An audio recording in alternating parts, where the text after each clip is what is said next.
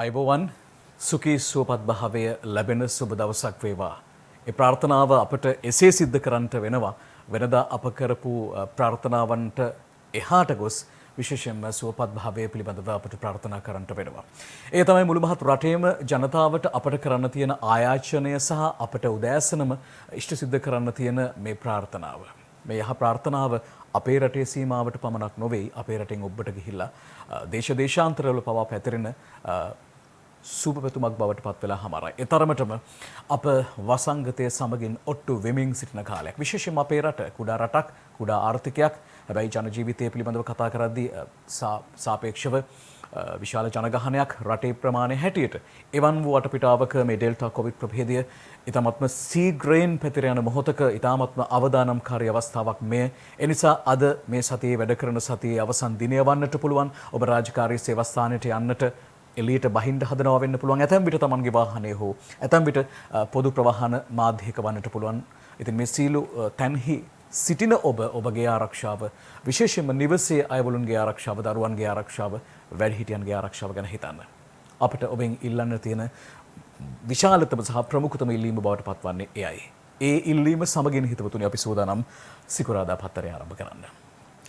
රටේ තත්ත්වය පිළිබඳව කතා කරද්දී රට වසනවාද, සංචලන සීමා පනවනවාද? මේ තමයි සාමාන්‍ය ජනතාවගේ ප්‍රශ්නාර්ථය වී තිබෙන්නේ. බොහෝ දුරට විශේෂයෙන්ම සෞඛ්‍ය අංශවල ඉල්ලීම් බවට පත් වෙලා තිබෙන්නේ. මේ ප්‍රමුඛ කාරණාව අවශ්‍ය වන්නේ රටේ පවතින තත්ත්වයේ සමගින් එය පාලනය කිරීම සඳහා මිස අන් කවරදාකටවත් වඩා වෙන කිසිවකට නොවේ කියන කාරණාව පැහැදිලි. ඔය අතර අද දිවයිනින් තමයි අපි පත්තරය ආරම්භ කරන්නේ. ඊට යම්කිසි රුකුලක් නැත්නම් යම්කිසි තීරණයක් පිළිබඳව තොරතුරක් ලබා දෙන ප්‍රධාන පුවතයි දිවයින වාර්තා කරන්නේ. රට වහනවාද තීරණය අද කොවිඩ් කමිටුව උදේ රැස් වෙයි, සමන් ගමගේ ප්‍රධාන පුවත වාර්තා කරනවා. මෙන්න මෙයයි අද ප්‍රධාන පුවත බවට පත්වන්නේ. රටේ පවතින කොවිඩ් අධිවසංගත තත්ත්වය හමුවේ රට වසා දමන්නේද නැද්ද? එසේ නැතහොත් ඉදිරියේදී කරුණේ කුමක්ද යන්න අද පැවැත්වෙන කොරෝනා මර්ධන කාර්ය සාධක බලකා කමිටු රැස්වීමේදී තීරණය වීමට නියමිතව තිබේ කියලා තමයි සඳහන් වන්නේ. විශේෂයෙන්ම ඒ අනුව ජනාධිපති ගෝඨාභය රාජපක්ෂ මහතාගේ ප්‍රධානත්වයෙන් අද පෙරවරුවේ ජනාධිපති ලේකම් කාර්යාලයේදී කොරෝනා මර්ධන කාර්ය සාධක බලකා රැස්වීම පැවැත්වෙන බව රජය ආරංචි මාර්ග සඳහන් කරයි කියලා තමයි සඳහන් කරන්නේ. ඒ අනුව අපට පුළුවන්කමක් ලැබේවි අද උදෑසන මේ විශේෂ කොවිඩ් කමිටුව රැස් වෙනවා නම් එහි ගන්න තීන්දුව తీරන මොනවද කියන කාරණාව අද මධ්‍යහන වන විට වාර්තා කරන්න. එය කෙසේ වේද කියන කාරණාව අපට පුළුවන් නිල වශයෙන් නිල වාර්තා කිරීම සිදු කරන්නට. ඔය අතර අග්‍රාමාත්‍යවරයාගේ ප්‍රකාශයක් දිවින උපුටා ගන්නවා. ඒ ප්‍රධාන පුවත හා සැසදෙනවා. අපට දැඩි තීරණ ගන්නට වෙනවා අගමැති කියයි නෝමන් පල්හිය වඩන වාර්තා කරනවා. එතුමා කියන්නේ මේ මොහොතේදී රට පුරා පැන නැගී තිබෙන කොරෝනා වසංගත තත්ත්වය අනුව පවතින සංචරණ සීමාවන්ට එහා ගිය දැඩි තීන්දුව తీරන ගැනීමට සිදුවන බවයි. රට පුරා මේ වන විට උද්ගතව ඇති වසංගත තත්ත්වය පිළිබඳව කළ විමසීමකට පිළිතුරු දෙමින් තමයි අග්‍රාමාත්‍යවරයා මෙසේ පවසන්නේ. කොවිඩ් වසංගත තත්ත්වයන් නොසලකා සමහරු සෞඛ්‍ය උපදෙස් පැහැර හැරීම දිගින් දිගටම සිදුවන බවත්, ඔවුනට කොතෙක් කරුණු පැහැදිලි කළත් පළක් වී නැති බවත් එතුමා සඳහන් කරලා තිබෙනවා. එහිදී විශේෂයෙන්ම එතුමා ඒ අදහස් දක්වීමේදී කියලා ප්‍රකාශ කළ තිබෙන කාරණාව තමයි මීට පෙර ජනාධිපතිවරයා පවා ඒ බව සඳහන් කළා. කොවිඩ් මර්ධන එන්නත් මාත්‍රා 1 සහ 2 ලබාගත් පුරවැසියන්ට ඉන් ඔබට ගොස් 3 වෙනි මාත්‍රාවක අවශ්‍යතාවයක් පැන නැගුණහොත් සෞඛ්‍ය අංශ උපදෙස් අනුව ඒ 3 වන මාත්‍රාවක් ලබා දීමටත් අවශ්‍ය කරන කටයුතු සම්පාදනය කරන්නට පසුබට වන්නේ නැති බවයි අග්‍රාමාත්‍යවරයා හිදී ප්‍රකාශ කරලා තිබෙන්නේ. ඔය අතර කොපමණ කාලයකට මේ රට වසන්නට අවශ්‍යද? ඇතැම් අවස්ථාවලදී PHI මහත්වරු, මහජන සෞඛ්‍ය පරීක්ෂක මහත්වරු, ඒ වගේම විශේෂඥ වෛද්‍යවරුන්, විශේෂඥ වෛද්‍යවරුන්ගේ සංගමය මේ ආදී සියලුම දෙනාම යම් යම් කාල සීමාවන් පිළිබඳව සඳහන් කළා. ඔය අතර අභයරාමාධිපති මුරුත්තෙට්ටුවේ ආනන්ද හාමුදුරුවෝ කියන කාරණාව තමයි සති 2කටවත් රට වහන්න කියලා. දිවයින වාර්තා කරනවා ඒ පුවතත් සති 2ක් රට වහන්න. උන්වහන්සේ මේ බව මෙසේ සඳහන් කරනවා. විශේෂයෙන්ම කොවිඩ් වසංගතයේ රට පුරා ඉතා ශීඝ්‍ර ලෙස පැතිර යන්නට පටන්ගෙන ඇති නිසා විශේෂඥ වෛද්‍යවරුන් පවසන අයුරින් සති 2කටවත් රට වසා දමන ලෙස ආණ්ඩුවෙන් ඉල්ලා සිටින බව රාජ්‍ය සේවා එක්සත් හෙද සංගමේ සභාපති මුරුත්තෙට්ටුවේ ආනන්ද හිමියෝ ප්‍රකාශ කළහ කියලා තමයි ඒ කාරණාව අද වාර්තා කරන්න දිවෙන පුවත්පත. ඉන් පසුව අපි යනවා ලංකාදීපයේ ඇතුළු පිටුවකට. දැන් මා කිව්වා මේ රට වසන කාල සීමාව පිළිබඳව විවිධ පාර්ශව විවිධ කාල සීමාවන් දක්වා තිබුණා. කෙසේ නමුත් ඔවුන්ගේ මූලිකම ඉල්ලීම මූලිකම අවධාරණය වුණේ යම්කිසි කාල සීමාවකට සංචරණ සීමා හෝ නොයසේනම් එය ඊට ඔබට ගොස් විශේෂයෙන්ම එය ඇඳරි නීති තත්ත්වයක් දක්වා හෝ ක්‍රියාත්මක කරන්න කියලා. ඔය අතර මහජන සෞඛ්‍ය පරීක්ෂක සංගමය කියන ප්‍රකාශයක් ලංකාදීප ඇතුළුපිටු වාර්තාවකින් කියනවා සති 3ක්වත් රට වහන්න ගම්පහ කොවිඩ් රෝගීන් සොයාගන්න අපටවත් බැහැ. මේ බව අද දවසේදී වාරණ ආනන්ද ඊජයකොඩි වාර්තා කරනවා. ගම්පහ තත්වයේ ගම්පහ කිව්වහම මේ ගම්පහ දිස්ත්‍රික්කයේ තත්වයේ පිළිබඳවයි මින් ගම්යවන්නේ මහජන සෞඛ්‍ය පරීක්ෂකවරුන්ට ගම්පහ දිස්ත්‍රික්කයේ නිවාසවල සිටින කොවිඩ් රෝගීන් සොයා ගැනීමට පවා නොහැකි තත්වයක් උදා වී ඇති බවත් වසංගත තත්වයේ යටතේ අඩුම තරමින් සති 3ක්වත් රටවසා අවශ්‍ය කටයුතු නොකළහොත් බරපතල ඛේදවාචකයට මුහුණ දීමට සිදු වේ හැකි බවත් ශ්‍රී ලංකා මහජන සෞඛ්‍ය පරීක්ෂකවරුන්ගේ සංගමේ උපසභාපතිවරයා SATU කුලතිලක මහත්මයා ප්‍රකාශ කරලා තිබෙනවා. ඒ වගේම තවත් කාරණාවක් කියනවා මේ වන විට ගම්පහ දිස්ත්‍රික්කයේ කොරෝනා ආසාදිතයන් විශාල සංඛ්‍යාවක් නිවාසවලම සිටින නමුත් ඔවුන් කවුරුන්ද යන්න මහජන සෞඛ්‍ය පරීක්ෂකවරුන්ට සොයා ගැනීමට නොහැකි වී ඇත්තේ එක මහජන සෞඛ්‍ය පරීක්ෂකවරයෙකුට ග්‍රාම සේවා වසම් 4 සිට ග්‍රාම සේවා වසම් 10ක පමණ රාජකාරී පැවරී තිබීම නිසා බව මහජන සෞඛ්‍ය පරීක්ෂකවරුන්ගේ සංගමේ උපසභාපතිවරයා සඳහන් කරනවා. මම හිතන්නේ ඒ හරහාම ඊටාත්ම පැහැදිලි මොනතරම් ආසාදිතයන් ප්‍රමාණයක් එක් වසමකින් මුණ ගැහෙනවද? එහෙමනම් වසම් දෙක ඇතැම් විට එක් වසමකට වඩා ජනගණත්වය වැඩි වෙන්නට පුළුවන් තවත් ග්‍රාම සේවා වසකම එවැනි තත්ත්වයක් මත ග්‍රාම සේවා වසම් 4 සිට 10 දක්වා වන ප්‍රමාණයක් කියන්නේ මෙවන් කාලයක විශේෂයෙන්ම ආසාදිතයන් බොහෝ ප්‍රමාණයක් මුණ ගැසෙන අවස්ථාවකදී ඊටාත්ම විශාල වපසරියක් බවට අපට හිතා ගන්නට පුළුවන්. ඔය අතර අප අද පුවත්පතටයි අවධානය යොමු කරන්නේ එහිදී සජබ ඉල්ලීම කුමක්ද? සමගි ජන බලවේගී ඉල්ලීම කුමක්ද? රට වසා දමන්න. මේ බව දිනේෂ් සමරකෝන් අද පුවත්පතට වාර්තා කරනවා. අත්නෝමතික සහ හිතුවක්කාරී ක්‍රියාපිළිවෙත් වලින් ඉවත්ව මෙම තීරණාත්මක අවස්ථාවේ රට වසා දමා විශේෂඥ උපදෙස් අනුව ජන ජීවිත සුරක්ෂිත කිරීමට තීන්දුව ගන්නයි ආණ්ඩුවට අවධාරණය කරන බව සමගි ජන බලවේගයේ මහලේකම් පාර්ලිමේන්තු මන්ත්‍රී රංජිත් මද්දුම බණ්ඩාර මහතා නිවේදනයක් නිකුත් කරමින් සඳහන් කරයි කියලා තමයි අද පුවත්පත මේ සජ්ජබේ ඉල්ලීම පිළිබඳව මෙසේ වාර්තා කරන්නේ. ඔය අතර ජනතා විමුක්ති පෙරමුණ ජාතික ජනබලවේගයේ ඉල්ලීම කුමක්ද? ඔවුන්ගේ අදහස කුමක්ද? එයත් අද පුවත්පත මේ සජබ ඉල්ලීම සමගින්ම වාර්තා කරනවා. මෙන්න ඒ කාරණාව ආණ්ඩුවේ උද්දච්ච හිතුවක්කාර තීන්දුව తీරන නිසා වසංගතයේ බරපතලකම බිහිසුණු වෙලා හිටපු පාර්ලිමේන්තු මන්ත්‍රී සුනිල් හඳුන්නෙත්ති මහතා කළ ප්‍රකාශය අද HI තුෂාර අද පුවත්පතට වාර්තා කරනවා. විශේෂ මෙහිදී කියනවා කොවිඩ් තත්ත්වයේ හේතුවෙන් පෙරේදා දිනය තුල මියගොස් ඇති ප්‍රමාණය 124ක් බවත් මෙම වසංගතයෙන් මේ වන විට 50,000ක නැත්නම් 5000 ඉක්ම වූ පිරිසක් මියගොස් ලක්ෂ 3කට වැඩි පිරිසක් ආසාදිතයන් බවට පත්ව සිටින බවත් එහිදී සුනිල් හඳුන්නෙත්ති හිටපු මන්ත්‍රීවරයා පවසනවා. පක්ෂ මූලස්ථානයේ ඊයේ පැවති මාධ්‍ය හමුවකදී තමයි මේ සුනිල් හඳුන්නෙත්ති මන්ත්‍රීවරයා මේ බව සඳහන් කරන්නේ වාර්තා කරන්නේ. ඒ අද පුවත්පතෙන් තමයි අප උපුටා ගන්නේ විශේෂයෙන්ම සමගි ජනබලවේගයේ සහ ජාතික ජනබලවේගයේ විශේෂ ඉල්ලීම සහ ඔවුන්ගේ අවධාරණය කිරීම. ඔය අතර අප යනවා ලංකාදීපයේ ඇතුළුපිටු වාර්තාවක් වෙත. එහිදී මේ වසා දැමීමේ ක්‍රියාවලිය පිළිබඳව තමයි තවත් අදහස් දැක්වීම. මේ අදහස් දැක්වීම විශේෂඥ අදහස් දැක්වීමක්. ඒ තමයි මහාචාර්ය අර්ජුන සිල්වා මහත්මයා ඉදිරි සති දෙක තීරණාත්මකයි. රට ලොක්ඩවුන් බැරි නම් මිනිසුන් ලොකප් කරන්න. මේ බව සුජිත් හේවාජුලිගේ වාර්තා කරනවා. ඉදිරි සති දෙක වඩා තීරණාත්මක බැවින් රට ලොක්ඩවුන් නැත්නම් සම්පූර්ණයෙන්ම වැසීම කළ නොහැකි නම් ලොකප් නොයසනම් පුද්ගල සංචරණ පාලනය කරන්නයි රජයෙන් ඉල්ලා සිටින බව රාගම වෛද්‍ය පීඨයේ ජ්‍යෙෂ්ඨ මහාචාර්ය අර්ජුන ද සිල්වා මහතා ලංකාදීපයට පවසයි කියන කාරණාව තමයි මෙහිදී විශේෂයෙන්ම සඳහන් කරන්නේ වාර්තා කරන්නේ. එහිදී අර්ජුන ද සිල්වා මහත්මයා මහාචාර්යතුමා සඳහන් කරන කාරණාව තමයි එතුමාගේ විශේෂ මූලිකම අවධානය යොමු වෙලා තිබෙන කාරණාව තමයි මේ මොහොතේදී විශේෂයෙන්ම මංගල අවස්ථාවන්, ඒ වගේම අවමංගල අවස්ථාවන්, ඒ වගේම කාය වර්ධන මධ්‍යස්ථාන මේවාට ජනතාව සහභාගී වීම සම්පූර්ණයෙන්ම නවතා දමන්න කියන කාරණාවත් එතුමා එහිදී ඉල්ලා තිබෙනවා. ඒ බව තමයි ලංකාදීපයේ අවධාරණය කරමින් පවසන්නේ. ඉන්පසු අවධානය යොමු කරන්නේ දිනමින ජාතික පුවත්පතට. එහිදී සෞඛ්‍ය සේවා අධ්‍යක්ෂ ජෙනරාල් වෛද්‍ය අසිල ගුණවර්ධන මහත්මයාගේ අදහස් දැක්වීමක් අද උපුටා ගන්නවා දිනමින ජාතික පුවත්පත ඇතුළු පිටු වාර්තාවක් ලෙසින්. තම තමන් ලොක්ඩවුන් වෙන්න මේ පෞද්ගලිකව ගන්නට ඕන ලොක්ඩවුන් වීමක් පිළිබඳව තමයි එතුමාගේ අදහස් දැක්වීම. මේ බව ශිරාන් රණසිංහ අද වාර්තා කරනවා දින මිනිට. රට ලොක්ඩවුන් කරන තෙක් නොසිට ජනතාව ස්වයං සංචරණ සීමා පනවා ගත යුතුයයි වෛද්‍යවරු ඉල්ලා සිටිති. එහිදී මෙහෙම සඳහන් කරනවා රට සම්පූර්ණයෙන්ම වසා දමන ලෙසට ඇතැමුන් විවිධ අරමුණු ඇතිව ප්‍රකාශ කරන නමුත් රට වසා දැමීමෙන් සියලු අංශ බිඳ වැටෙන බව සෞඛ්‍ය සේවා අධ්‍යක්ෂ ජනරාල් වෛද්‍ය අසිල ගුණවර්ධන මහතා කියා සිටිනවා.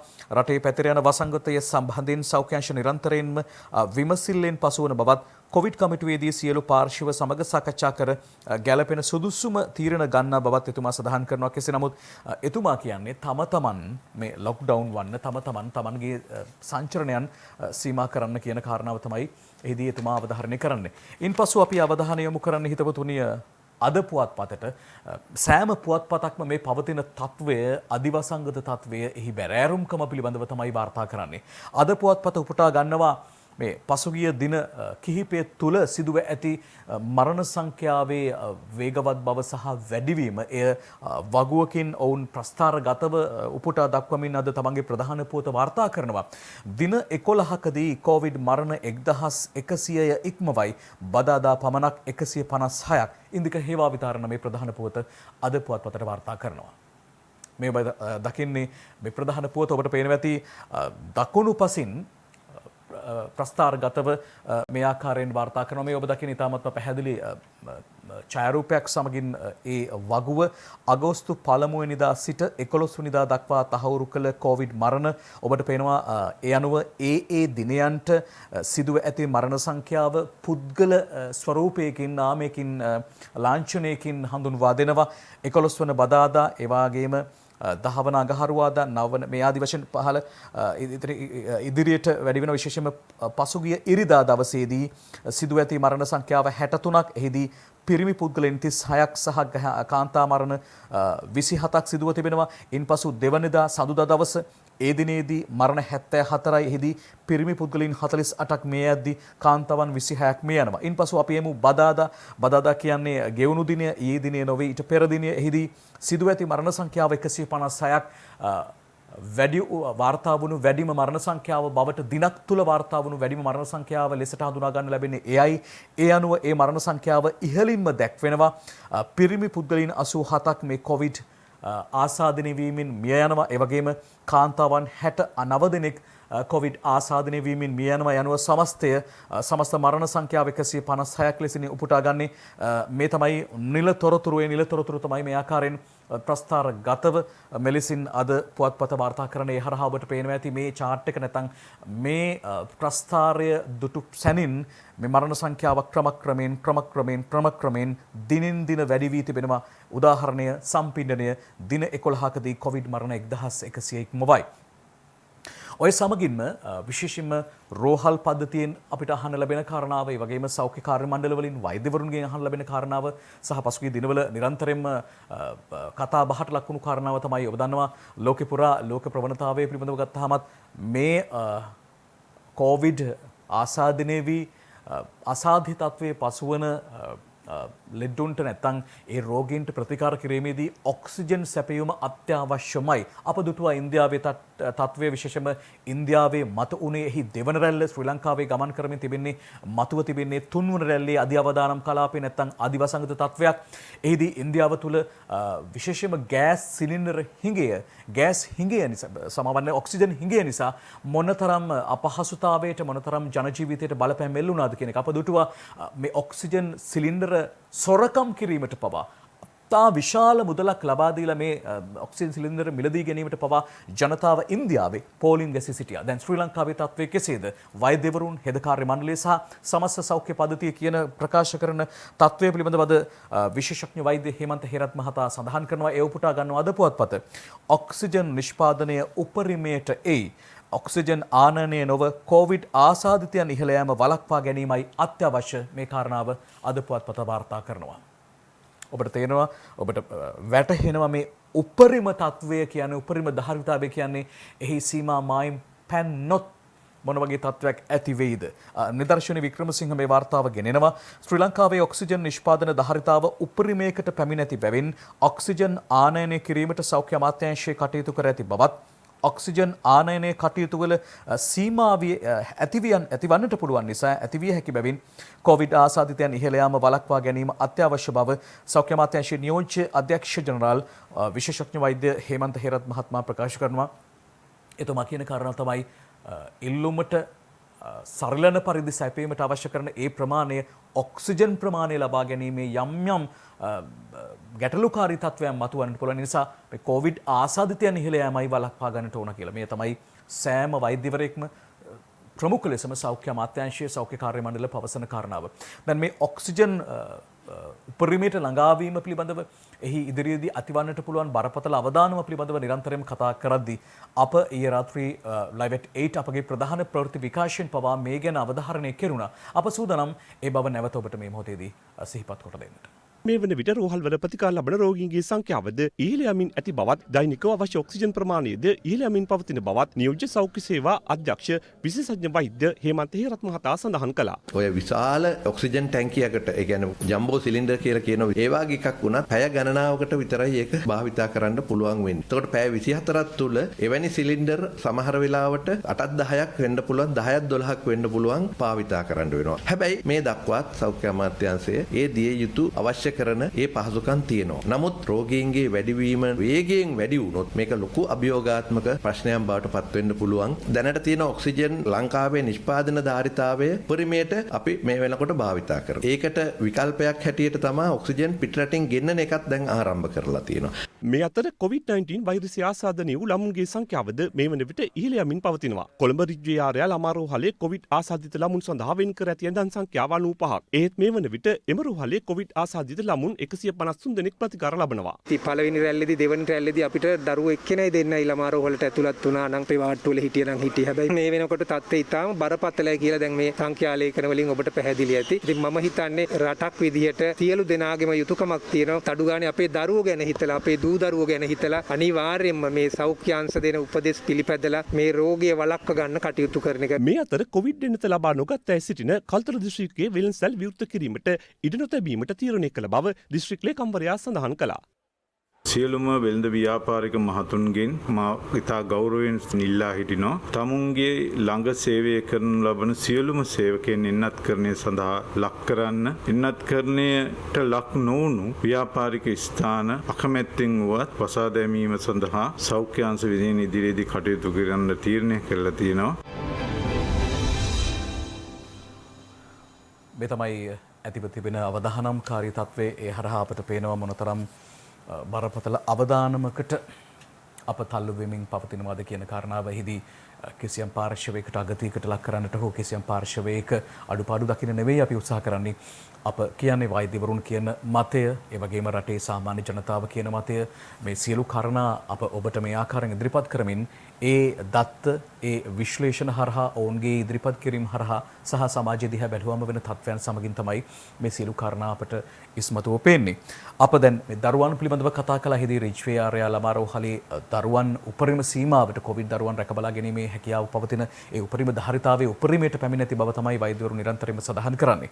අප යනවා ලංකාදීපේ ඇතුළු පිට වාර්තාවකට හිදී රංජන් කස්තුරි මේ හා සමගාමීව මේ වාර්තාව ගෙනෙනවා. කොරෝනා දරුවෝ 152ක් ළමා රෝහලේ. මෙන්න ඒ කාරණාව අද රංජන් වාර්තා කරන ආකාරය. කොළඹ රිජ්වේ ආරය ළමා රෝහලේ කොරෝනා රෝගීන් වෙනුවෙන් වාට්ටු 4ක් වෙන් කර ඇති බවත් ඊයේ වන විටෙහි දරුවන් 152 දෙනෙකු ප්‍රතිකාර ලබමින් සිටි බවත් රාජ්‍ය අමාත්‍ය මහාචාර්ය චන්න ජයසුමන මහත්මයා ප්‍රකාශ කරනවා. ඔය අතර ඩෙල්ටා ප්‍රභේදයේ පැතිරීමත් සමග දරුවන් රෝගී වීමේ ප්‍රවණතාවය ඉතා ඉහළ යමින් තිබෙන බවද රෝහල් නිරීක්ෂණයක යෙදෙමින් රාජ්‍ය අමාත්‍යවරයා පවසනවා. ඒ වගේම වයස අවුරුදු 2 සිට 14 අතර රෝගී දරුවන් නිවස තුලම රඳවාගෙන ප්‍රතිකාර කිරීමේ ක්‍රමවේදයත් මේ වන විට ක්‍රියාත්මක බවත් මහාචාර්යවරයා සඳහන් කරනවා. මේ තමයි අද ලංකාදීපය ඒ පිළිබඳව කරන්නට යෙදෙන අවධාරණය කිරීම. අප ඉන්පසු අවධානය යොමු කරන හිතවතුනි මව්බිම ජාතික පුවත්පතට ඔබට පේනවා ඇති මේ මෙතුවක් අප පැවසූ සියලුම ප්‍රවෘත්ති මූලාශ්‍රයන් සියල්ලක්ම මේ කොවිඩ් වසංගතයේ අධිවසංගත තත්ත්වය නිසා මතුව ඇති තත්ත්වයන් බරපතල තත්ත්වයන්. අපි මේ සියලු කාරණා හමුවේ ඔබට කියන කාරණාව තමයි ඔබගේ ජීවිතය පිළිබඳව වගකීම ඇත්තේ ඔබ සතුව. අපි ඉක්මනින්ම වෙලා බලනවා. දැන් මේ සියලු කාරණා හමුවේ ප්‍රමුඛතම අවශ්‍යතාවය බවට පත්වන්නේ මේ එන්නත් කරණය සඳහා ඔබේ දායකත්වය, එන්නත ලබා ගැනීමට ඔබ දක්වන දායකත්වය. අප දුටුවා විශේෂයෙන් පසුගිය දවසක නිවේදනයක් නිකුත් කරනවා පළමු මාත්‍රාව අනිවාර්යයෙන්ම ලබා නොගත් අය හැකි විගසින් මේ මාත්‍රාව ලබා ගන්න. එහෙම නොවුනොත් ඔබට යම් යම් අවස්ථාවලදී ඒ පිළිබඳ ප්‍රශ්න කරන්නට ඉදිරියේදී කටයුතු කරනවා කියලා. ඒ අවස්ථාවකදී අප දැක්කා විශේෂයෙන්ම මිනුවන්ගොඩ ප්‍රදේශයේදී ඒ මිනුවන්ගොඩ රෝහල් පරිසරයේදී එන්නත් කරණය ලබා දෙද්දී මහ ජන ගංගාවක් හදිසියෙම එදින රෝහල් පරිසරයට පැමිණෙනවා. හැබැයි ඊට පෙර සිටම රෝහලේ එන්නත් කරන වැඩපිළිවෙල ක්‍රියාවට නං වුණා. ඒ නිසා අප විශ්වාස කරන ඇතැම් විට ඔබට මේ පණිවිඩය කන වැකුන්නේ නොයිසිනම් මේ කන වැකුණත් ඔබට ඒ තරම්ම උමනාවකින් අහන්නට උමනාවක් තිබුණේ නැහැ. හැබැයි රටේ තත්ත්වය පිළිබඳව ඔබ දැන්වත් අවධානයෙන් පසුවිය යුතුයි. පත්‍රවල ලොකු අකුරෙන් තියෙන කාරණා වගේම ප්‍රවෘත්ති මාධ්‍ය හරහා විශේෂම අප වගේ ප්‍රවෘත්ති මාධ්‍යයක් හරහා නිරන්තරයෙන් ඔබව දැනුවත් කරන්නේ ඔබගේ ආරක්ෂාව පිණිසමයි. මේ හරහා මා කියන්න උත්සාහ කළේ එන්නත් කරණය සඳහා යොමු වීම අත්‍යවශ්‍යමයි. විශේෂයෙන්ම නිධන්ගත රෝග පවතින උදවිය තමන්ගේ ඒ නිධන්ගත රෝග තත්ත්වයන් පිළිබඳව වෛද්‍යවරයා දැනුවත් කර අවශ්‍ය කරන එන්නත ලබා ගන්නට පසුබට වන්නට එපා, තවත් කල් ගත කරන්න එපා කියන කාරණාව තමයි වෛද්‍යවරුන් සඳහන් කරන්නේ. අප මේ කාරණා කියමින් මව්බිම අද ප්‍රධාන පුවතක් වාර්තා කරනවා මෙන්න මෙහෙම. එන්නත ලබා නොගත් කොවිඩ් ආසාදිත වකුගඩු රෝගීන්ගේ ජීවිත අවදානමේ මෙන්න මේ බරපතල කාරණාව පිළිබඳව අද මව්බිම වාර්තා කරනවා ප්‍රධාන පුවතක් ලෙසින්. ප්‍රතිශක්තිය හීන වීමෙන් හා වකුගඩුවල ක්‍රියාකාරීත්වයේ මදිවීමෙන් සංකූලතා ඇතිවන්නට පුළුවන්. ඒ වගේම මේ අවදානමෙන් මිදෙන්නට නම් එන්නත ලබා ගත යුතුමයි කියන අවධාරණය කිරීම කරනවා. කොවිඩ් ආසාදිත වන වකුගඩු රෝගීන්ට බොහෝ දුරට ජීවිත අවදානමක් ඇති විය හැකි බව IDH රෝහලේ ජ්‍යෙෂ්ඨ කායික රෝග විශේෂඥ වෛද්‍ය ආනන්ද විජේවික්‍රම මහත්මයා මව්බිමට පවසනවා. මෙහිදී එතුමා කියන කාරණාව තමයි මෙහි ප්‍රධාන සිරස්තලෙන් පවා ඔබ දකින්නේ. එමෙන්ම එවැනි රෝගීන්ගේ වකුගඩුවල ක්‍රියාකාරීත්වය හීන මට්ටමක පවතින නිසා කොවිඩ් රෝගයේ ආසාදනය වුවහොත් ඔවුන්ට වෙනත් සංකූලතා ඇතිවීමේ වැඩි ඉඩකඩක් පවතින බවත් ආනන්ද විජේවික්‍රම මහත්මයා පවසනවා. එනිසා එතුමා නිරන්තරයෙන්ම සඳහන් කරන මෙහිදී අවධාරණය කරන්නේ ඔබ වහවහ මේ එන්නත ලබා ගැනීමට කටයුතු කරන්න කියලා. දැන් ඔය අතර නිරන්තරයෙන්ම සෞඛ්‍ය වත්පිළිවෙත් පිළිබඳව නැවත නැවත සිහිපත් කරනවා. මීට පෙර සඳහන් වුණේ මීටරයක පමණ දුරක් පවත්වා ගන්න කියලා. නමුත් එය වෛද්‍යවරුන් විශේෂඥ වෛද්‍යවරුන් සඳහන් කරනවා අවම වශයෙන් මීටර 2කවත් දුරක් පවත්වා ගන්න. ඔබ නිසි ආකාරයෙන් ඔබගේ මුව ආවරණය පළඳින්න සහ නිරන්තරයෙන් දෑත් සෝදන්න. මෙන්න මේ වත්පිළිවෙත් තුන තවමත් වෙනස් වුණේ නැහැ. මේ තමයි මූලිකම වත්පිළිවෙත් තුන බවට පත් වුණේ. හැබැයි ඔය අතර මේ වසංගතේ පැතිර යන්නට පුළුවන් තවත් කාරණාවක් තිබෙනවා. අප පළඳින මේ මුව ආවරණය නිසි ලෙස බැහැර කරනවාද? මෙන්න මෙය ප්‍රශ්නාර්ථයක් බවට පත්වන්නේ මව්බිම අර මීට පෙර සඳහන් කරපු පුවතසේම ප්‍රධාන පුවතක් අද වාර්තා කරනවා. ඒ මෙසේ මුව ආවරණ නිසා කොවිඩ් පැතිරෙන ලකුණු පාවිච්චියෙන් පසු විනාශ කිරීමේ ක්‍රමවේදයක් නැහැ. මේ බව කුමුදු ජයවර්ධන අද මව්බිමට වාර්තා කරනවා. මේ තමයි තවත් ප්‍රධාන පුවතක් තරමටම වැදගත් වන කාරණාව නිසා මෙය ඔබ වඩාත් අවධානයෙන් පසුවන්නට ඕන කියලා අප විශ්වාස කරනවා. කොරෝනා වෛරසයෙන් බේරීම සඳහා අනිවාර්යෙන් පැළඳිය යුතු මුහුණු ආවරණ නිසාම කොරෝනා වෛරසයේ පැතිරීමේ අවදානමක් පවතින බවට පරිසරවේදිනී ආචාර්ය අජන්තා පෙරේරා මහත්මිය අනතුරු අඟවනවා. ඇය පෙන්වා දෙන්නේ රෝහල්වල මෙන්ම පෞද්ගලිකවද භාවිත කරන මුහුණු ආවරණ ආරක්ෂිත ඇඳුම් සහ අත් ආවරණ විනාශ කිරීමේ නිසි ක්‍රමවේදයක් ක්‍රියාත්මක නොවන බවයි. මේ හේතුවෙන් පාවිච්චි කරන ලද මුහුණු ආවරණ පරිසරයට මුදා හැරීම නිසා කොරෝනා වෛරසයේ පැතිරීමේ අවදානමක් ඇති බවද ඇය පවසනවා. විශේෂයෙන්ම මේ සම්බන්ධයෙන් මව්බිම කරන්ට යෙදෙන විමසුමකදී කරාපිටිය ශික්ෂණ රෝහලේ අධ්‍යක්ෂ වෛද්‍ය ෂෙල්ටන් පෙරේරා මහතා ප්‍රකාශ කරලා තිබෙන්නේ රෝහලේ ඉවතලන මුහුණු ආවරණ ආදී අපද්‍රව්‍ය බහලුම් වලට දමා මුද්‍රා තබා පෞද්ගලික ආයතනයක් වෙත බහර දෙන බවයි. දැන් මේ උදාහරණයක් ලෙසින් කරාපිටිය ශික්ෂණ රෝහලෙන් විමසීම පමණයි හේදී සඳහන් වන්නේ. අනිකුත් තැන්වල එය කෙසේම උදාහරණවාද විශේෂයෙන්ම එය බැහැර කරනවාද කියන කාරණාව ප්‍රශ්නගත වන බවයි මෙහිදී අජන්තා පෙරේරා පරිසරවේදිනිය පවසන්නේ. ඒ සමගින්ම අප යනවා ලංකාදීපේ ඇතුළු පිටු වාර්තාවකට මේ සියලු කාරණා හමුවේ මේ පවතින තත්ත්වය මොනතරම් බරපතලද? මීට පෙර සඳහන් වුණා කොවිඩ් ආසාදිත පුද්ගලයෙක් මිනිත්තු 10කට වැඩි කාලයකදී ආශ්‍රය නිශ්‍රය ඉතාමත්ම ළඟින් ආශ්‍රය නිශ්‍රය කරන්නට පුළුවන් වුණොත් කරන්නට වුණොත් තමයි කොවිඩ් රෝගය වැළඳෙන්නේ බොහෝ දුරට ඉඩ ප්‍රස්තාව තිබෙන්නේ කියලා. ඒ මීට පෙර එහිදී ඩෙල්ටා ප්‍රභේදය පිළිබඳව සඳහනක්වත් වුණේ නැහැ. හැබැයි මේ ඩෙල්ටා ප්‍රභේදයේ අධිවසංගත තත්වය එහිදී මේ ඩෙල්ටා කොවිඩ් වෛරසය මොනතරම් ප්‍රබල ලෙස සමාජයේ පුරා පැතිර යනවාද මේ වාතලේ පවතිනවාද කියන කාරණාවට ඊටාම ළඟම නිදර්ශනය උදාහරණය ආචාර්ය චන්දිම ජීවන්දර මහත්මයා ප්‍රකාශ කරනවා. අද ලංකාදීපයේ ඇතුළු පිට වාර්තාවකින් වැඩි ඉඩක් වෙන් කරමින් මෙහි බරපතල තත්වයයි පෙන්눔 කරන්නේ. කන්න නැති වුණොත් කවුරු හරි දේවි. එතුමා කියනවා. ඔක්සිජන් නැති වුණොත් වෙන දේ දන්නවනේ. එතුමා ප්‍රශ්නයක් නගනවා. මුව ආවරණ තත්පර 5කටවත් ගලවන්න එපා. එතරම් භයානකයි. සුජිත් හේවාජුලිගේ වාර්තා කරන්නේ. මේ ඩෙල්ටා පටන් ගත්තා විතරයි. ඇවිදින්න එපා. මේ සියලු කාරණා මේ ලොකු අකුරෙන් තියෙන දේම ඇති මෙහි බරපතල තත්වයේ තේරුම් ගන්න. මා වැඩි විස්තරය මෙහි සඳහන් කරන්නම්.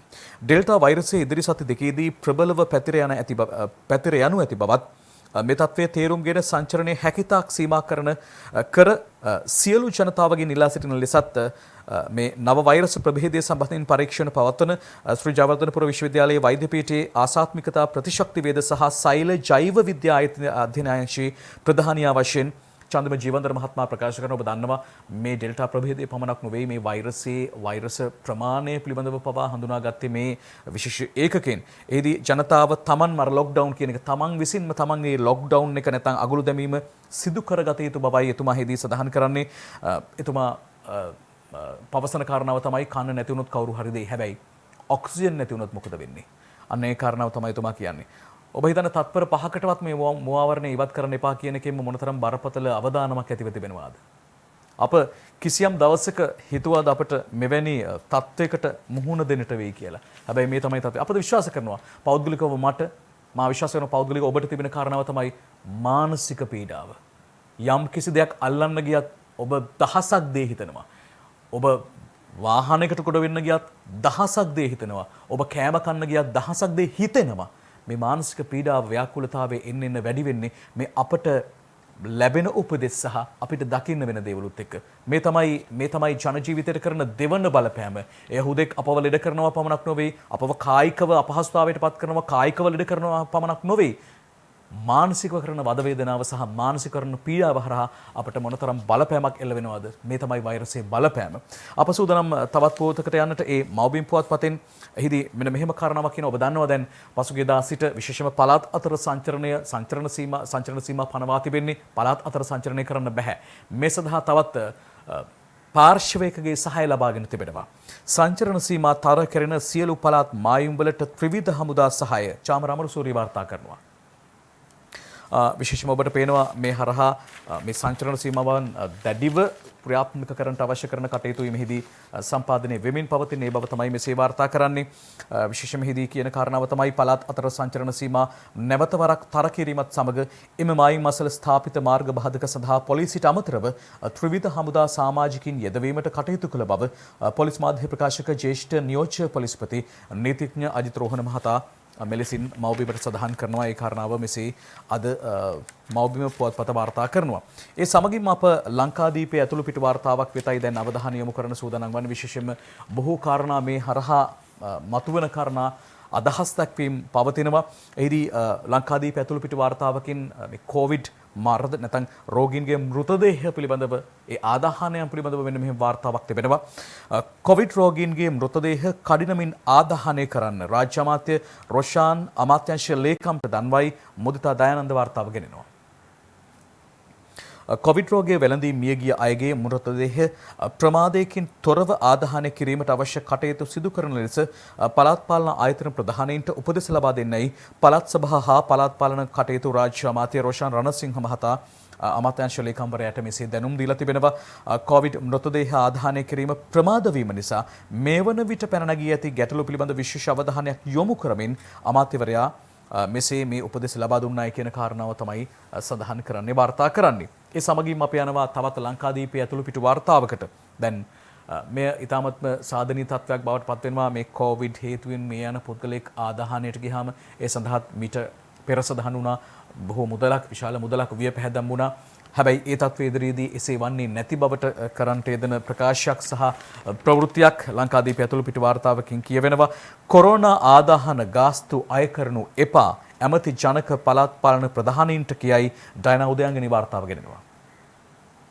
මේ තමයි ඒ පුවත. කොවිඩ් වැළඳී මිය යන අයගේ මෘතදේහ ආදාහනය කිරීමේදී ඔවුන්ගේ පවුල් වලින් කිසිදු මුදලක් අය නොකරන ලෙස ජනක බණ්ඩාර තෙන්නකෝන් විශේෂ අමාත්‍යවරයා පළාත් පාලන ආයතන ප්‍රධානීන්ට ඊයේ දවසේ උපදෙස් ලබා දුන්නායි කියන කාරණාව තමයි සඳහන් කරන්නේ. ඒ සඳහා පළාත් පාලන ආයතන වලට වැය වෙන මුදල මධ්‍යම රජය මගින් ලබා දීමට පියවර ගන්නා බවත් එහිදී එතුමා සඳහන් කරලුවා. ඒ ඊටමත්ම සාධනීය තත්වයක් වන්නේ විශේෂයෙන්ම මේ කොවිඩ් ආසාදනය වෙලා හදිසියෙම මිය යන පුද්ගලයෙකුගේ ඒ පෞල් පිළවාසීන් මොනතරම් පීඩාවට පත් වෙනවද, මොනතරම් අපහසුතාවයට පත් වෙනවද, එවන් පාර්ශවයකට මෙවන් ආකාරයේ හෝ සහනයක් ලැබීම ඊටමත්ම සාධනීය තත්වයක්, යහපත් දෙයක් කියලා අප විශ්වාස කරනවා. අවවාදයට වඩා ආදර්ශය උතුම් කියන කියමන තමයි ප්‍රකට කියමන සහ ප්‍රකට සත්‍යයක් වන්නේ. එය අපට අපේ ජීවිතයේදී ඕනතරම්ම අනුගත කරගන්න පුළුවන්. කියව ඉන්නවට වඩා ඒ ආදර්ශයකින් පෙන්වන්න පුළුවන් නම් ඒ ඊටාත්ම උතුම්. මම එහෙම කියන්න හේතු වන්නේ එවැනි ආදර්ශමත් තීන්දුවක් ගත්ත කාරණාවක් පිළිබඳව අද දිවින වාර්තා කරනවා තමන්ගේ ප්‍රධාන පුවතක් තරිමය මේ කොවිඩ් හා සැසදෙන නිසා අප උපුටා ගන්නේ. ඇමතිනි සුදර්ශනීගේ පුතුගේ මංගල සාදයක් නවත්වයි ආගමික චාරිත්‍ර පමණයි ඡායාරූප වාර්තාද සමගින් දිවයිනාද මෙය මූලික පුවතක්, ප්‍රමුඛ පුවතක් ලෙසින් වාර්තා කරනවා. මේ ඔබ දකින්නේ නව විවාහපත් යුවල ඔවුන් සිද්ධස්ථානයේ නැත්නම් දේවස්ථානයේදී ඒ ආගමික චාරිත්‍ර ඉෂ්ට කිරීමෙන් පසු ලබාගත් ඡායාරූපය මෙන්න මේ ඉසව්වට පමණක් මේ විවාහය සීමා වී තිබෙන බව. කොරෝනා වසංගත තත්වය රටේ පැතිර යාම වේගවත් බව තේරුම්ගෙන රටේ වගකිවිය යුතු පුරවැසියෙකු ලෙස තම පුත්‍රයාගේ මංගල උත්සවය ආගමානුකූල චාරිත්‍රවලට සීමා කර මංගල සාදය අවලංගු කිරීමට කටයුතු කළ බව කොවිඩ් පාලන හා ප්‍රාථමික සෞඛ්‍ය ඇමතිනි සුදර්ශනී ප්‍රනාන්දුපොල්ලේ මහත්මිය දිවයිනට ඊයේ ප්‍රකාශ කළා කියන කාරණාව තමයි එහිදී සඳහන් කරන්නේ. ඒ නිසායි මා කිව්වේ මේ අවවාදයට වඩා ආදර්ශය වඩාත් උතුම් කියන කාරණාව. විශේෂයෙන්ම එහිදී සඳහන් කරනවා ඩෙල්ටා ප්‍රභේදය ශීඝ්‍ර ලෙස ව්‍යාප්ත වෙමින් පවතින හේයින් තම දරුවාගේ මංගල උත්සවය පැවැත්වීමට නියමිතව තිබෙන මොහොතේත් රටේ පවතින තත්ත්වය ගැන මන අවබෝධයක් පවතින නිසා කොවිඩ් කමිටුව හමුවේද තමා මංගල උත්සව සඳහා පනවා ඇති 150ක සීමාව 50 කරන ලෙස ඉල්ලා සිටි බවත් ඇය සඳහන් කරනවා. එතුමිය සඳහන් කරනවා ඒ අනුව එතුමිය තමන්ගේ පුත්‍රයාගේ විවාහ මංගල උත්සවයත් ඒ ආකාරයෙන් බොහොම සීමා සහිත පිරිසක් සමගින් කරන්නට කටයුතු කොට ඇති බව තමයි මින් සඳහන් වන්නේ. ඒ තමයි අද විශේෂම දිවයින පුවත්පත වාර්තා කරන පුවතක් බවට පත්වන කාරණාව. ඒ සමගින්ම අපි යනවා ලංකාදීපයට. ඒ පුවතෙන් පසුව ලංකාදීපයේ තවත් තොරතුරක් අපි හොයාගෙන යද්දී ඊයේ දවසේදී තාමත්ම විශේෂ කාරණාවක් ආරම්භ කළා. ශ්‍රී ලංකා යුද හමුදාව මැදිහත් වෙලා ඒ තමයි එන්නත ලබා ගන්නට අපහසු අයට වියපත් අය වෙත ගොස් ඔවුනට එන්නත් ලබා දීමේ වැඩපිළිවෙල විශේෂයෙන්ම ලෝක තත්ත්වය පිළිබඳව විමසා බලද්දී අප මීට පෙර නිරීක්ෂණය කොට නැහැ, වාර්තා වී නැහැ, නිල වශයෙන් තොරතුරු වාර්තා වී නැහැ. ඒ ආකාරයෙන් කෙනෙක් අසලට ගොස් එන්නත් ලබා ගැනීමට එන්නත් ලබා දෙන මධ්‍යස්ථානයට පැමිණීමට නොහැකි අය වෙත ඒ තමන්ගේ නිවස හෝ ඔවුන් රැඳී සිටින ස්ථානයට ගොස් ජංගම සේවයක් ලෙස ක්‍රියාත්මක කර එන්නත් ලබා දීමේ වැඩපිළිවෙලක් පිළිබඳව අපට ලෝකෙන් නිල වශයෙන් තොරතුරු වාර්තා වී නැහැ. දැන් පිට ඇති තේන්න පුළුවන්. කෙසේ නමුත් දකුණු ආසියාවේ අතිශය ප්‍රථම වතාවට වන්නට පුළුවන්. මෙන්න මේ පිළිබඳව අද ලංකාදීපය වෙන් කරනවා ඉඩක් මෙසේ වාර්තා කරන්නට. වියපත් අයට ගෙදරටම එන්නත ලියාපදිංචියට 19.6 අමතන්න සුජිත් හේවාජුලිගේ වාර්තාව ගෙනෙනවා. බස්නාහිර පළාතේ කොවිඩ් මර්ධන එන්නත මෙතෙක් ලබාගෙන නොමැති වයෝවෘද්ධ පුද්ගලයන් සහ විවිධ අවශ්‍යතා සහිත පුද්ගලයින්ට නිවෙස්වලට ගොස් එන්නත් ලබා දීමේ විශේෂ ජංගම එන්නත් කරන වැඩසටහනක් ශ්‍රී ලංකා යුද හමුදාව විසින් ඊයේ ආරම්භ කරනු ලැබිය කියලා තමයි මේ පුවත මෙසේ වාර්තා කරන්නේ. දැන් මේ ඒ තමයි ඒ ප්‍රවෘත්තිය. ඒ සමගින්ම අද ලංකාදීපේ වාර්තා කරන ප්‍රධාන ඡායාරූප වාර්තාව එය ක්‍රියාවට නැංවෙන ආකාරය. ඔබට අපි ආරාධනා කරනවා බලන්න මේ දසුන මේ අතිශය ආදර්ශමත් ක්‍රියාවක් බවට පත්වන අර මීට පෙර සඳහන් කළා වගේම අවවාදය හෝ වචන භාවිතය වෙනුවට එය ක්‍රියාවෙන් ඔප්පු කරන අවස්ථාව තමයි අද ලංකාදීපයේ ප්‍රධාන ඡායාරූපෙන් වාර්තා කරන්නේ. වියපත් මව්පියන් ජීවිත රකින්න ලෙද රණවිරු පුතුන් කැපවෙන හැටි පෙනෙනවද? මේ තමයි ඒ රණවිරුවන් වෛද්‍ය බලකාය ඔවුන් මේ නිවාස වෙත ගොස් ඒ ආකාරයෙන් එන්නත ලබා දෙන්නට අවශ්‍ය කරන කටයුතු සම්පාදනය කරන ආකාරය. කොළඹ දිස්ත්‍රික්කයේ වයෝවෘද්ධ හා ගිලන්ව සිටින පුද්ගලයන්ට නිවෙස්වලටම ගොස් කොවිඩ් මර්ධන එන්නත ලබා දීමේ වැඩසටහන මේ ආකාරයෙන් ඊයේ දවසේදී ආරම්භ කළා. ඒ අනුව යුද හමුදා වෛද්‍ය බලකායේ සමාජිකින් මර්ධාන ප්‍රදේශයේ නිවෙස්වලට ගොස් එන්නත් කිරීමේ කටයුතු වලට එක්ව සිටින අයුරු තමයි මේ ආකාරයෙන් අද දවසේදී වාර්තා කරන්නේ. ඊටාත්ම ප්‍රශස්ත තත්ත්වයක් කියලා අප විශ්වාස කරනවා. ඒ සමගින් අපි සූදානම් හිතවතුනි කෙටි විරාමයක් සඳහා ප්‍රධාන පාලක පෙරේට යොමු වන්නට.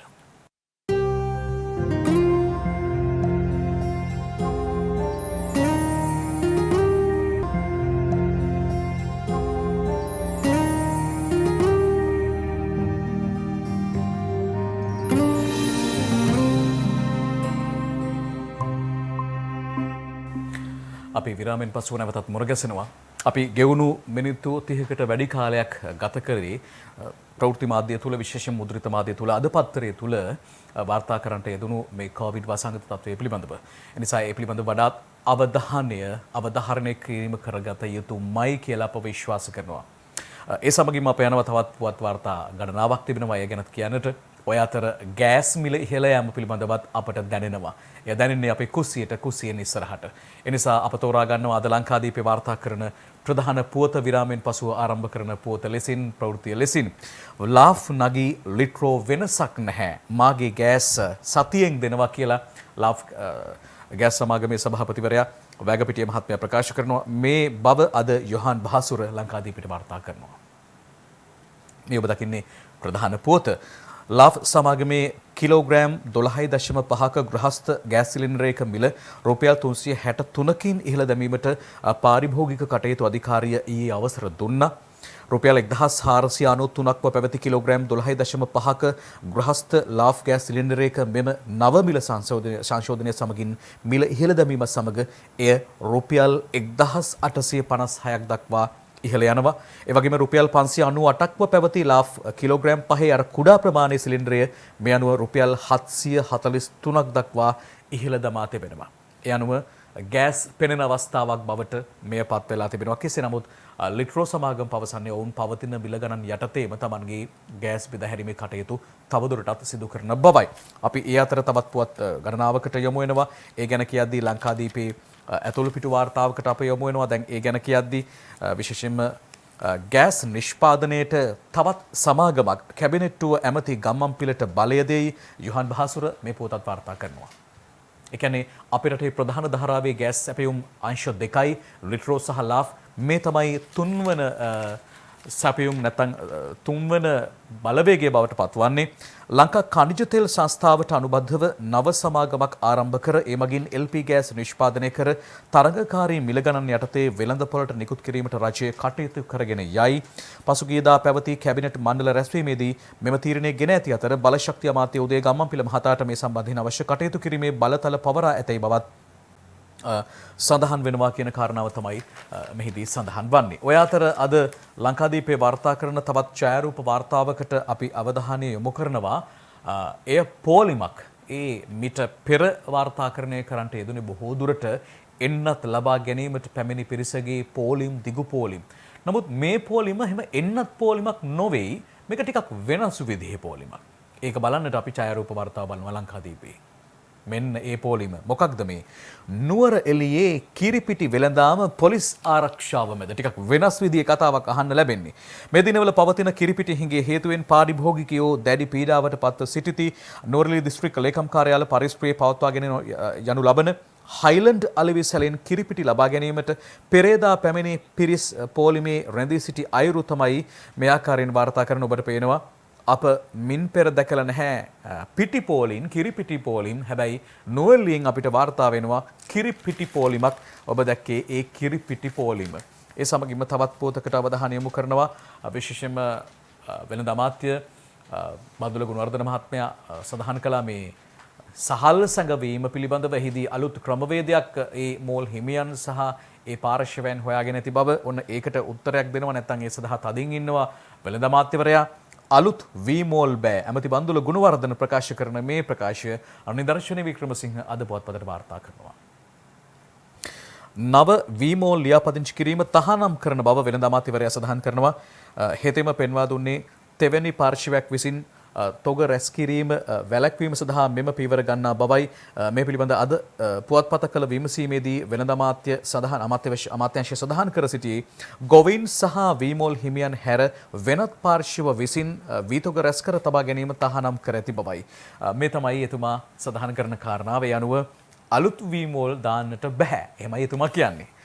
ඒ සමගින් අපි තවත් පුවතකට අවධානය යොමු කරනවා. ඔබ දන්නවා අපේ රටේ සංස්කෘතිකාංග පිළිබඳව කතා කරද්දී හිතවතුනි විවිධ කාල වකවානුවන්ට විවිධ සංස්කෘතික උත්සව පැවැත්වෙනවා. ඒ අතර මේ කාල සීමාවේදී විශේෂයෙන්ම රටේ ලෝක ජනතාවගේ අවධානය යොමු වන්නේ මින් පෙරත් අදත් ඒ තමයි ඇසළ පෙරහැර මංගල්‍යය. ඓතිහාසික සෙන්කඩගල රාජධානියේ මේ දළදා මාලිග පරිසරයේදී දළදා හාමුදුරන් වහන්සේට කරන පුද සත්කාරයක් ලෙසින් තමයි මේ දළදා පෙරහැර පැවැත්වෙන්නේ.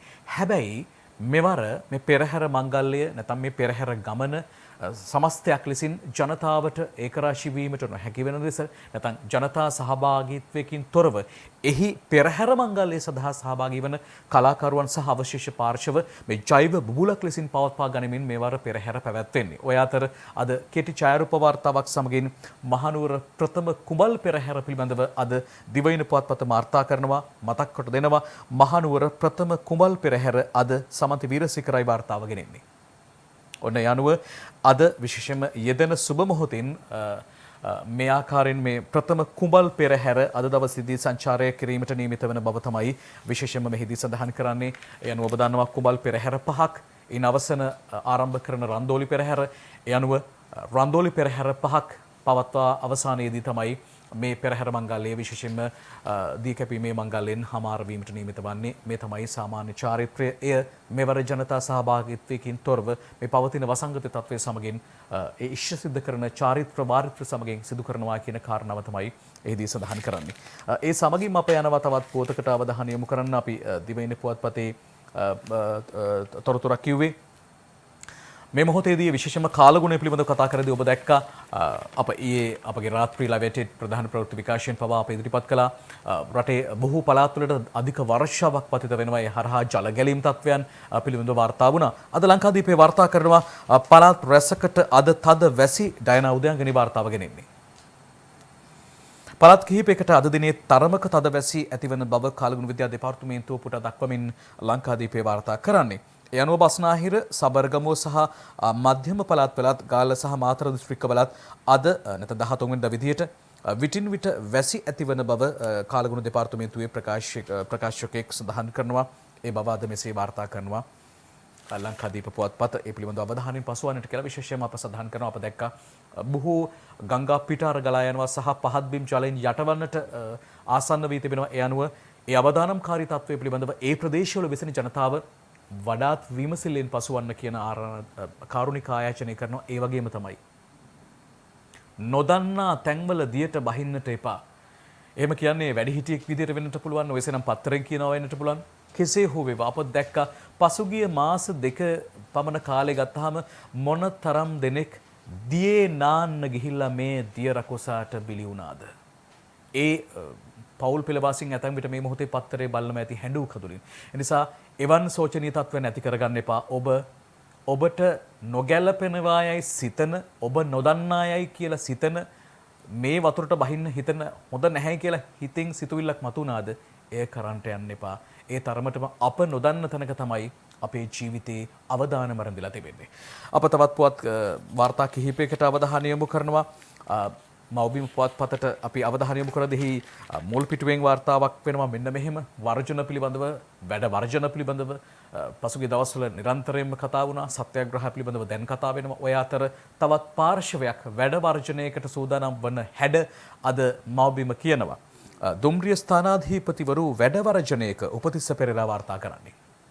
මෙන්න දුම්රිය ස්ථානාධිපතිවරු තමයි මේ ආකාරයෙන් මෙවර වැඩ වර්ජනයට ගිහිල්ලා තියෙන්නේ. ශ්‍රී ලංකා දුම්රිය ස්ථානාධිපති සංගමය ඊයේ මධ්‍යම රාත්‍රී 12 සිට ක්‍රියාත්මක වන පරිදි වැඩ වර්ජනයක් ආරම්භ කිරීමට තීරණය කොට තිබුණි.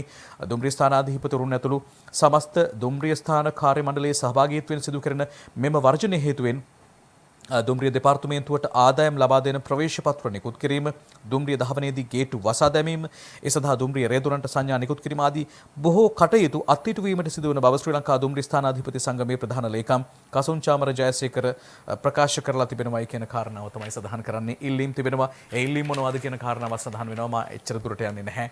යම් කිසි ඉල්ලීමක් නිසා වුන් වැඩ වර්ජනය කරලා.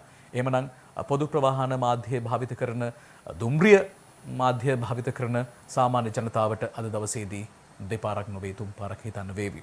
ඒ සමගින්ම තවත් පුවතකට අවධානය යොමු කරන්නේ රාජ්‍ය අමාත්‍යාංශයක ලිපි ශීර්ෂ සකසා කෝටි ගණන් වංචා කළ තිදෙනෙක් මාට්ටු උපදේශිකාවකුත් ඒ අතර කුමුදු උපුල්ශාන්ත මේ ගැන වාර්තා කරනවා.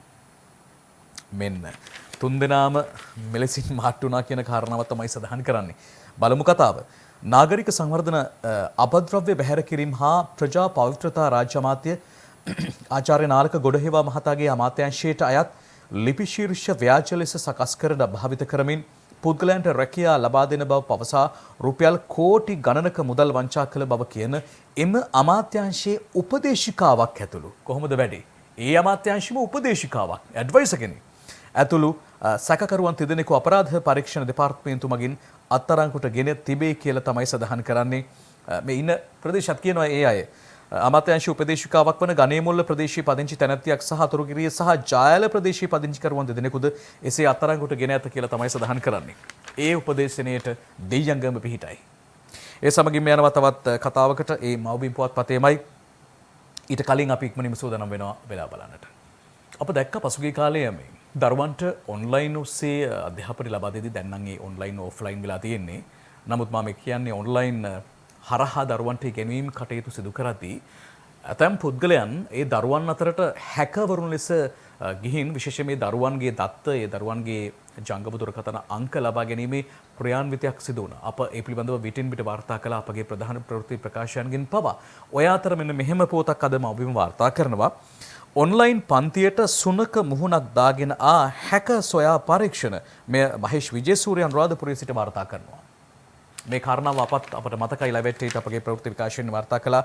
දැන් මේ විදිහට මේ සුනක මුහුණක් දාගෙන ඔන්ලයින් අධ්‍යාපන ලබමින් සිටි කුඩා පාසල් දරුවන් බියටපත් කරමින් සුනක මුහුණක් දමාගෙන පුද්ගලයෙකු අත්අඩංගුවට ගැනීම සඳහා අනුරාධපුර නියෝජ්‍ය පොලිස්පති කාර්යාලයේ පරිගණක තාක්ෂණ ඒකකයේ කටයුතු කරගෙන යනවා කියන කාරණාව තමයි සඳහන් කරන්නේ වාර්තා කරන්නේ. ඒ සමගින්ම අපි යනවා තවත් පුවත් කිහිපයකට විශේෂයෙන්ම කියන තොරතුරුත් එක්ක මව්බිම් පුවත්පතේ තවත් තොරතුරක් අපි කියන්න සූදානම් වෙනවා. දැන් ඒ ඔන්ලයින් කතාවෙන් පසුව ඒ ඔන්ලයින් ක්‍රමවේදය පිළිබඳව දැන් අපිට නැවත නැවතත් සිතා බලන්න වෙලා තිබෙනවා. ඔය අතර මෙන්න මේ තත්ත්වය පිළිබඳවත් හිතා බලන්න මේ රටේ වෙන තත්ත්වයන්. සිසු දියණියගේ පිළිකා ආධාර මුදල් සොරාගත් තාක්ෂණ වේදියා දැලේ මේ කොළඹ ජයසිංහ වාර්තා කරනවා. මේ තමයි ඒ දියණිය තමන්ගේ ඒ ආකාරයෙන් එක්රැස් කරන්නට යෙදුණු මුදල් තාක්ෂණ වේදියෙක් නැත්නම් මේ පිළිකා සඳහා ප්‍රතිකාර ලබා දෙන තාක්ෂණ වේදියෙක් විසින් සොරාගෙන තිබෙනවා. ඒ පුද්ගලයාව එලෙසින් කොට වුණු හැටි තමයි කියන්නේ. ඒ කාරණාවෙම කියවෙනවා මොනතරම් අවස්ථානුකූලව තමන්ගේ ඒ අවශ්‍යතාවයන් ඉෂ්ට කරගන්න පුද්ගලයන්ද මේ සමාජයේ ඇතැම් විට මුණ ගැහෙන්නේ කියලා. ඔවුන්ට කියන අවස්ථාවාදීන් කියලා. මේ එවැනි තත්ත්වයක්. අප සූදානම් තවත් පොතකට යන්නේ දිනමින ජාතික පුවත්පතෙන් ගුරුවරුන් සහ විදුහල්පතිවරුන්ගේ මේ වැටුප් විෂමතාවයන් පිළිබඳව සාකච්ඡා කරන්නට, ඒ පිළිබඳව වාර්තාවක් ලබා දෙන්නට අමාත්‍ය අනු කොමිටුවක් පත් කරනවා. ඊට සිව් දෙනෙකුගෙන් යුත් අමාත්‍ය මණ්ඩලයක් පත් වෙනවා. එහිදී කියවෙන කාරණාවක් අද දිනමින වාර්තා කරනවා. ගුරු විදුහල්පති ගැටලුවට පිළිගත හැකි විසඳුමක් දීම අරමුණයි කැබිනට් අනු කොමිටු සමාජික අමාත්‍ය විමල් වීරවංශ මහත්මයා කියූ ප්‍රකාශය අද දිනමින වාර්තා කරනවා. මේ අනුව ඉදිරියේදී පිළිගත හැකි විසඳුමක් ලබා දීමට ඔවුන් කටයුතු කරන බව තමයි ඉදිරියේදී සඳහන් වන්නේ. ඒ කෙසේ වේද කියන කාරණාව අපට ඉදිරියේදී දැනගන්න පුළුවන්කමක් ලැබෙවි. තාමත් විසඳුමකින් තොරව එය සාකච්ඡාවක් බවට පත්ව තිබෙනවා. ඒ ආකාරයෙන් තමයි දැනට මේ තත්ත්වයේ පවතින්නේ. ඔය සියලු ප්‍රවෘත්තිමය කාරණාවලින් පසු අපි කෙලින්ම යනවා කලා ධාරාවේ පුවතක් ඔබට කියන්නට. ඒ අනුව දිවයින සිනමා කලා තිරයකින් තමයි අප තෝරාගන්නේ. තිස්ස ගුණතිලක තමයි මේ සටහන තබන්නේ. ඒ තමයි ප්‍රවීණ රංගධර ජැක්සන් ඇන්තනී මහත්මයාගේ නවතම සිනමා ප්‍රවේශය සිනමා නිර්මාණකරණය පිළිබඳව අද වාර්තා කරනවා දිවයින. මේ එයයි ජැක්සන් ඇන්තනීගේ දේවී සම්බුලා සමග ජාත්‍යන්තර සිනමා වෙළඳපොළට පිම්මක් පනි. ඡායාරූප වාර්තා රැසක් සමගින් එහි මුහුරත් උළෙලයි ඔබ දකින්නේ.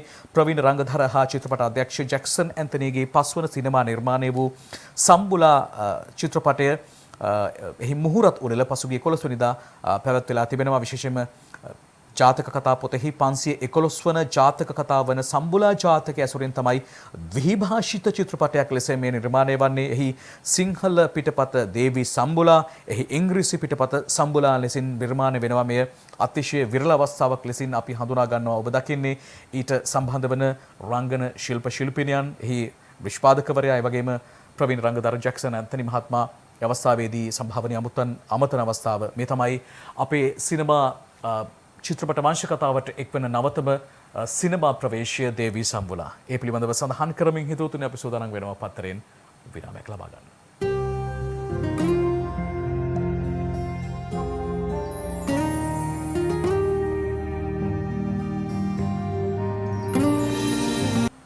අපි කාටූන් පටන් ගන්න හදන්නේ. අද කාටූන් පටන් ගන්නේ ඒතුමා කාටූනෙන්.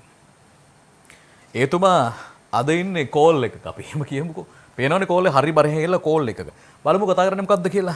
එතුමා කියනවා උදයන්ග මේ ආරංචිද තවත් මාරක වෛරසයක් දකුණු අප්‍රිකාවෙන් මතුවෙලාලු. අර දුරකථන ඉන්නගෙන අහනවා හරි දැන් ටුවරිස්ලා කී දෙනෙක් එහෙන් ගෙන්වන්න ඕනේ කියලා ප්‍රශ්නයක් අහනවා. එතුමත් එක්ක උදයන්ග කියලා කෙනෙක් කාටූන් කතා බහක ඉන්නවා. ඒකයි කාටූනෙන් කියන්නේ. ඒත් එක්කම අපි බලන්නේ අනේද කියන්නේ පැදිපෙළ ඒ තලන්ගේ ජයසිංහගේ. තලන් කියනවා මෙහෙම අනේද කියන්නේ තුලින් PCR වල ඇත මිල පහත හෙලා පනවන නීති ගැන රට ඇත පුදුම වෙලා බන්දුල හාල් මිල 100ට නියම කළා ඒවා හඳින් ගෙන එනතුරු සිටිමු බලා. එහෙමයි කියන්නේ. හඳින් ගෙනකන් කියලා ඉස්සර කතාවක් තිබ්බනේ. ඔය අතර අපි බලනවා තලංගම ජයසිංහගේම පලාමල්ල කාටූනය. අද මේ දෙන්න දෙමහල්ලෝ කතාවක පත්තරේ බලන්නේ ස්වාමි පුරුෂයා බිරින්ද ටිකක් මහත දෙහත කෙනෙක් වාඩිලා ඉනවා බංකුවක් උඩ. එතකොට පත්තරේ බලමින් ඉන්න කෙනා කියනවා මහත්තයා කියනවා ඔක්සිජන් නැතුව කවුරුත් මලේ නෑ කියලා දිලුන්න මුණුගම කියනවා. එතකොට මේ එයාගේ නෝන මහත්තයා අහනවා කවුද දිලුම් කියන්නේ එයාට වගේ වගන්නේ අදන්නේ නෑ දිලුම් කවුද කියලා. එතකොට පත්තරේ බලන කෙනා කියනවා ඔක්සිජන් කන්න දහපු මෑන්ගේ වල්ලෙම තවත් ගෙඩියක්. එහෙම තමයි හඳුන්වලා දෙන්නේ තමන්ගේ නෝන මහත්තයට කවුද කියලා. ඔය අතර අපි බලනවා ඩොග් ටොක් කාටූනය. අද ඩොග් කෙනෙක් දුවනවා ඒ පස්සෙන් පන්නනවා කෙනෙක් කොරෝනා මාරයා පන්නන්නේ. දුවන්නේ කොහොමද? මෙන්න බලන්න කියන දේ. සල්ලි හම්බ කරන්නත් ජීවත් වෙලා ඉන්න ඕනේ බව දන්නේ නැතිද අහිංසක ජීවිත බේරපියෝ රට වහපියෝ කියලා ඒ ඩොග් හති මුණින් දාගෙන දුවනවා. මොකද කොරෝනාව පිටිපස්සෙන් පන්නනවා. ඔය අතර අපි බලන්නේ හිනාවැස්ස කාටූනය ඒ ලංකාදීපයෙන්. බලන්නකො කරන වැඩි සාමාන්‍ය ජනතාවගේ ඉහමල් රත් වෙලා කොරෝනා ගිලගන්ට හදනවා. ඔය අතර සල්ලි මල්ලක් අතේ තියන් ඉන්න මගෝඩිස් කෙනෙක්ද කොහෙද මොකද අර කතිරේ පේනවා. රට වහන්නේ නැතෝ කියලා අර ජනතාවට පෙන්වන්නේ මොකක්ද?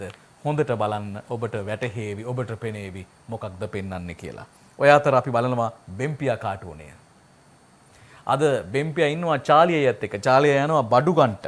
බෙම්පියා කියනවා මෙහෙම චාලි අයියේ මගුල් ගෙවල් වලට උපරිමය 50යිලු නේද? එතකොට චාලි අයියා නැවතිලා බෙම්පියට කියනවා මෙහෙම බස් එකක් එනවා ඉස්සරහින් බස් එක පෙන්නලා කියන්නේ ඒ වුණාට බෙම්පියෝ කෝච්චි පෙට්ටිය 150යි බස් එකේ 60යි. ඔන්න කතාව. ඒක දිහා බලන් ඉන්නවා කල්පනා කරමින් බෙම්පියා. ඔය අතර අපි MD වීරරත්නගේ කාටූනේ බලන්නේ මව්බිමින්. දෙන්න දෙමහල්ලෝ කතාවක්. හැමදාම ඉතින් ප්‍රශ්න කතා කරනවානේ. එතකොට හාමිනේ කියනවා මෙහෙම මගුල් වලට උපරිම සීමාව 50යිලු. එතකොට මහත්තයන් කියනවා ඉතින් ඕක දෙන්නෙකුට සීමා කළා නම් ඉවරනේ. ඒ දෙන්න විතරයි ඉන්න ඕන. එහෙමයි කියන්නේ. ඔය අතර MD වීරරත්න අදින ප්‍රධාන කාටුනේ දැන් බලන්නේ. මේ බලන්නකෝ මේක කොරෝනාව ගිල ගන්න හදනවා කෙනෙක්ව. එයාව ගිලගෙන හමාරයි. හැබැයි සරං කෙටියෙන් අල්ලන් ඉන්නවා කළු කඩ මුදලාලි. ඒ කළු කඩ මුදලාලි සරං කෙටිය හරි ඒ ජනතාවගේ ගලවලා ගන්නටයි උත්සාහ කරන්නේ. මෙන්න අද MD වීරරත්න අඳින ප්‍රධාන කාටූනය. ඒක එහෙම ඇදෙද්දි බලන්නකෝ අංජන අද දිනමිට අඳින ප්‍රධාන කාටූනය කොහොමද කියලා. මේ බලන්නකෝ මේ කොරෝනාවට විවිධ පැතිවලින් හැම පැත්තෙම සිරින්ජර එවනවා සිරින්ජර කටු එවනවා. ඔය අතර පැණි බෝතල් කිහිපයක් හැලිලා තියෙනවා, මුට්ටියකුත් බිඳිලා තියෙනවා. හැබැයි කොරෝනාව තාමත් ඉන්නේ සිනාමුසු මුහුණින්. අද ඒකයි අංජන කියන්නේ ඒ කාටුනෙන්. ඒත් එකම අංජනගේ කියලා වැඩක් නැහැ කාටුනේත් අපි බලනවා. අදත් මගෝඩිස් එක්ක අංජන කතාවක් දාගෙන ඉන්නවා. මගෝඩිස් කියනවා මෙහෙම. ඔක්සිජන් වල කිසිදු හිඟයක් නැහැ කියලා සෞඛ්‍ය ප්‍රවර්ධන කාර්යාංශයේ අධ්‍යක්ෂ කියනවා. එතකොට අංජන කියනවා ඔක්සිජන් නම් හිඟ උනත් මොකද සෑර් වෙළඳ පොලේ ගෑස් හිඟ නොවේ කියලා. එහෙමයි අංජනට ඒක හිතෙන්නේ. ඔය අතර අපි දාස ලංකාදීපිට අඳින ප්‍රධාන කාටුනේ දැන් බලන්නේ. සාමාන්‍ය ජනතාව එන්නත් කරණයට යොමු වෙලා එක පැත්තකින් එන්නත් විදිද්දි තව පැත්තකින් බලන්නකො කෙනෙක් විදින්නේ මොකක්ද කියලා. ගෑස් සිලින්ඩරයකින් එන්නත් කටුවක් වගේ හයි කරපු ගෑස් සිලින්ඩරයකින් තමයි ඒ ජනතාවට විදින්නේ. ඒ නිසායි ඔහුට හොඳටම දැනිලා වේදනාව දැනෙන්නේ. ඔය අතර අංජනගේ කාටුන් බලන්නේ දිනමින මුල් පිටුවෙන්. මගෝඩි ගොඩයි මගෝඩිස් ඉන්නවා. අංජනත් ඉන්නවා මේකේ මේ විදිහට. ලාව් ගෑස් මිල රුපියල් 363කින් ඉහළ දාන්න අවසර දීලා. එතකොට කියනවා අංජන ඕකටනේ ඇඬුවේ. ඕකටනේ ඇඬුවේ කියලා තමයි කියන්නේ. දැන් අපි බලන්නේ අපි දැකලා මේ කියන්න කලින් බොර කකුල්කාරයෝ බොරු කකුල්කාරයෝ දැකලා තියෙනවද පෙරහැරවල යන්නේ? මේ බලන්නකෝ අමුතු විදිහේ බොරු කකුල්කාරයෙක් ඉන්නවා. උදේ විමලසිරි අඳිනවා එයාව අද දිවෙන පත්තරේට.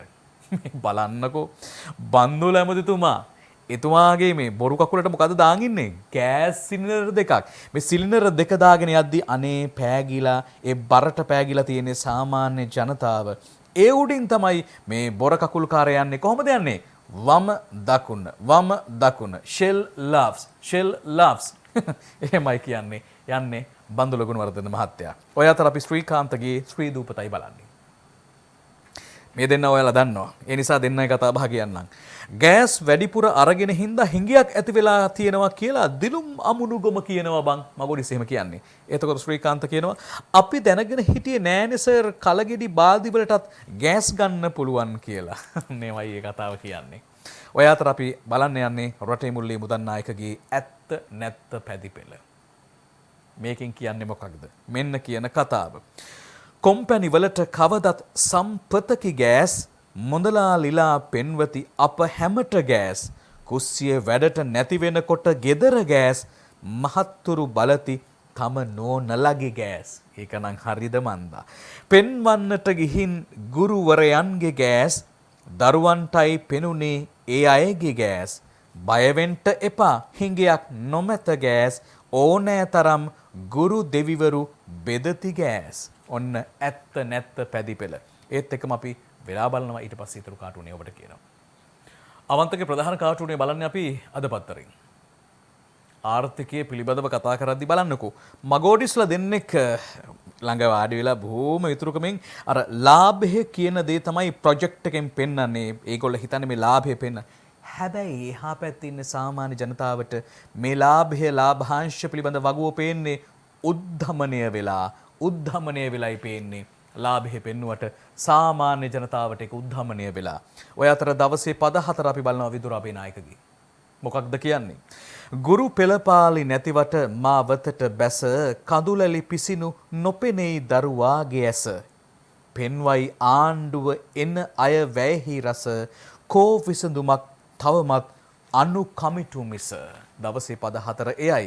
ඔය අතර සරදම් කාටුනේන් බලමු කාටද සරදම කියලා. මෙන්න දෙන්නයි කතා බහ. කැබිනට් සංශෝධනයක් එනවලු. එතකොට සරදම් කියනවා තියෙන කුට්ටමනේ යනන්නේ තියෙන එකනේ යනන්නේ කියලා. ඔය අතර අපි බලන්න හදන්නේ නිමල් ජයශාන්තගේ කාටුනේ ලංකාදීපෙන්. දෙවියන් ළඟට ගිහිල්ලා බාරයක් ඔප්පු කරන්නට වෙන්න ඇති. පළතුරු වට්ටියක් අරගෙන කෙනෙක් ඉන්නවා දණින් වැටිලා. එයාගේ මූණත් අහඩුව දැක්කම පේනවා කවුද කියලා. ඔය අතර කුණු බාක්‍යයක් තියෙනවා. ඒකේ තියෙනවා සෞඛ්‍ය නිර්දේශ, බුද්ධි තොරතුරු, ජනතා ඉල්ලීම්, ජනතාවගේ ආරක්ෂාව දෙවියන්ට බාරයි පුවත ගැන උඩින් සඳහන් වෙලා තියෙනවා. ඔය අතර අපි යනවා ජනරාණී කාටුනේට. බලන්න ඒ දේව කනලව්වට ගිහිල්ලා ඉන්න කෙනාමද මෙතන ඉන්නේ කියලා. ඕ මේ ඉන්නේ ඔබ දන්න කෙනෙක්. එයා කියනවා ජනතාව බේරා ගැනීම දෙවියන්ට බාර කරනවා. ජනරාණී ඊළඟට අහනවා කාලි අම්මට බැරිද සෑර් කියලා. කාලි අම්මට බැරිද සෑර් කියලා. ඔය අතර අපි විගඩම් පැදිපෙළයි දැන් බලන්නේ.